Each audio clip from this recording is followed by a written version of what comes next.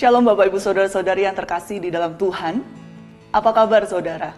Setelah 1 minggu kita dan keluarga di rumah aja, atau kalau dalam istilah kerennya sekarang lockdown, begitu ya saudara.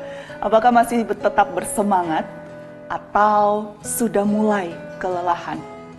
Saudara, ada seorang teman saya yang bercerita bahwa masa ini jauh lebih melelahkan bagi dia daripada dia harus menyiapkan dan mengelola sebuah retret bagi gerejanya. Dan bahkan ada satu orang teman saya yang posting ini di Facebooknya. Dia membuat akronim dari kata lockdown. Ini yang dia tuliskan saudara. Lelahnya double, orang rumah pada ngumpul semua, cuci piring lagi, kayak karyawan restoran Eike, disuruh jadi guru pula, otak tambah butek. Wahai corona, kapan kau minggat? Noh, planet lain masih banyak. Saudara, sangat betul bahwa masa ini bukanlah masa yang menyenangkan bagi semua orang. Virus corona bukan hanya berdampak bagi kesehatan kita, namun hampir dalam seluruh aspek kehidupan kita.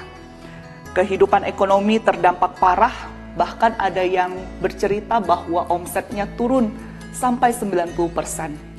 Kehidupan sosial pun terdampak. Kita tidak bisa lagi dengan bebas kumpul-kumpul secara fisik. Bahkan termasuk gereja pun berdampak. Semua persekutuan dan peribadahan tidak bisa lagi kita adakan di gereja, mengumpulkan massa. Bahkan juga ada yang membuat perbedaan pendapat yang cukup tajam antara gereja yang mendukung ibadah online karena mempertimbangkan situasi yang terjadi sekarang dengan gereja yang tetap mengadakan ibadah konvensional. Saudara, melihat situasi ini maka tidak salah bukan kalau kita mengatakan bahwa tidak ada kebaikan dalam masa ini. Namun betulkah bahwa tidak ada kebaikan dalam situasi ini saudara?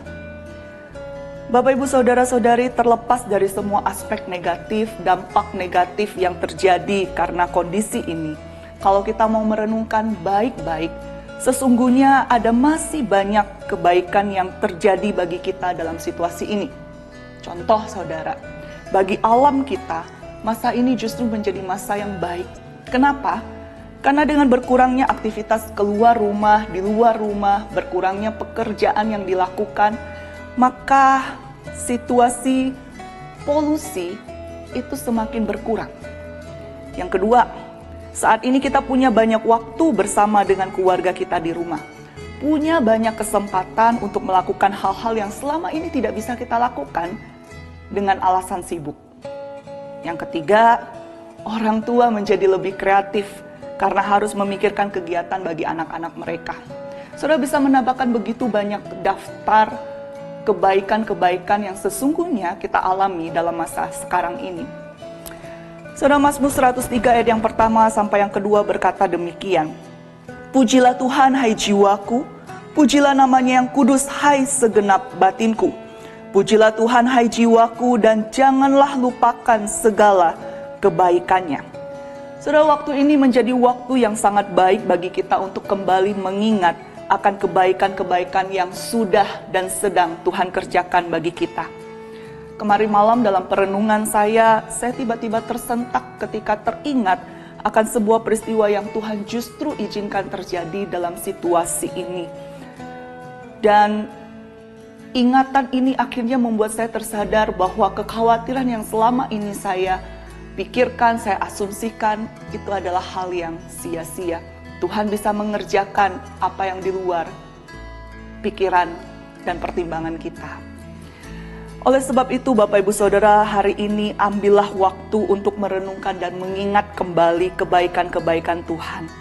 Sesungguhnya saudara akan tercengang akan karyanya.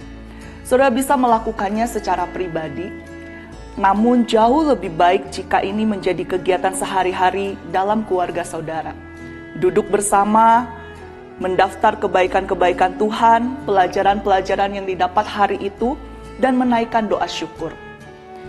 Saudara, ketika kita mengingat akan kebaikan Tuhan, maka hati kita pasti akan terdorong untuk menaikkan pujian dan syukur kepadanya. Karena sesungguhnya tidak ada satupun alasan bagi Allah untuk melakukan kebaikan bagi kita. namun dia melakukannya. Masa ini memang masa yang tidak menyenangkan, mendatangkan banyak kesusahan bagi banyak orang.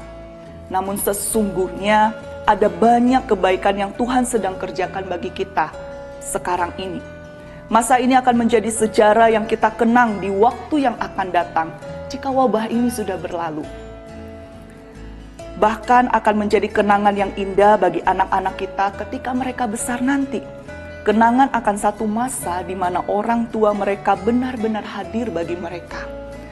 Beraktivitas begitu intens dengan mereka. Oleh sebab itu saudara, mari kita menggunakan masa ini sebaik-baiknya. Buatlah sejarah yang berarti. Tentu saja dengan tidak berhenti berdoa kiranya wabah ini segera berlalu.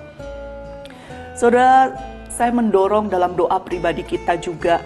Kita boleh terus mendoakan tenaga medis yang saat ini sedang berjuang. Begitu banyak resiko yang mereka harus hadapi dalam pengabdian mereka. Kiranya Tuhan menolong mereka. Kita juga terus berdoa untuk orang tua yang harus mendampingi anak-anak selama di rumah. Biarlah hikmat dan sukacita dari Tuhan menyertai mereka. Amin.